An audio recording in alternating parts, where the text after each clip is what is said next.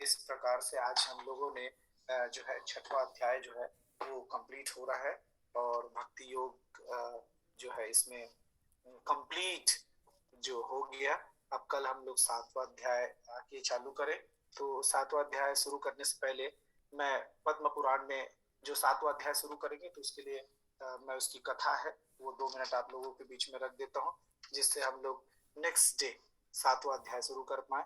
तो पद्म पुराण में शिव जी पार्वती को सुनाते हैं सातवें अध्याय के महत्व को, है ना। तो ये क्या है, शंकुकार्म या शंकुकर्ण ब्राह्मण था जो पाटलिपुत्र में पाटलिपुत्र बन गया है अभी, वहां के थे और बहुत सा धन अर्जित करके भक्ति में धन अर्जित किया था, किंतु भक्ति में वो संलग्न नहीं थे। बहुत धनी थे, सभी उसके घर खाना खाने आते थे, सारा धन वह अपने घर में गड़ा दिया।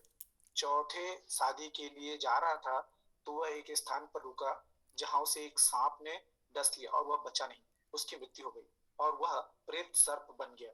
और वो पूरे समय पर उस अपने धन के बारे में ही सोचता था और अपने धन जहां दबाया गया था वहीं रहता था, जिसे कोई और न ले इसलिए। थोड़े दिन में वह बोर हो गया और क्या यहीं रहूंगा ये सोचते हुए उसने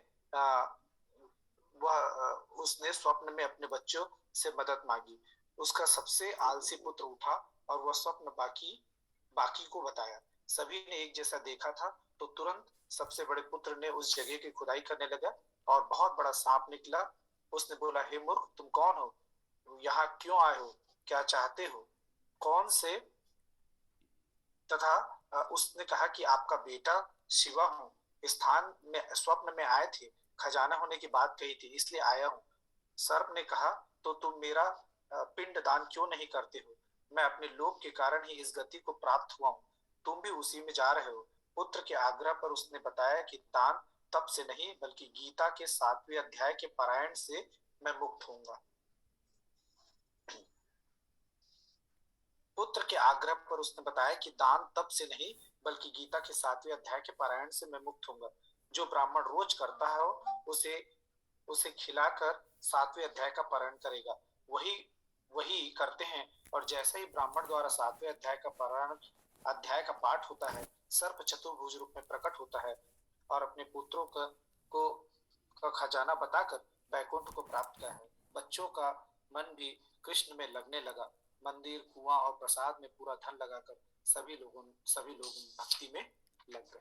तो ये एक्चुअली 7वें अध्याय का जो महात्मा है वो दिया हुआ था कि किस प्रकार से जो धनी सेठ रहता है वो पूरा पैसा अपना एक जगह गड़ा देता है, लेकिन उसकी मृत्यु हो जाती है और फिर वो सर्प बन जाता है। और उस सर्प की मुक्ति कब होती है, जब 7वें पाठ अध्याय का पाठ होता है।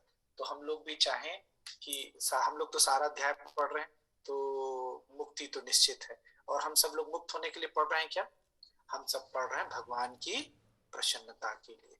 भगवान को ये अद्भुत प्रिय है।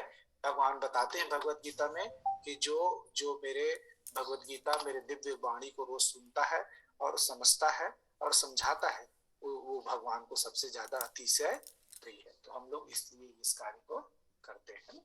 हरे कृष्णा। हरे हरि बोल।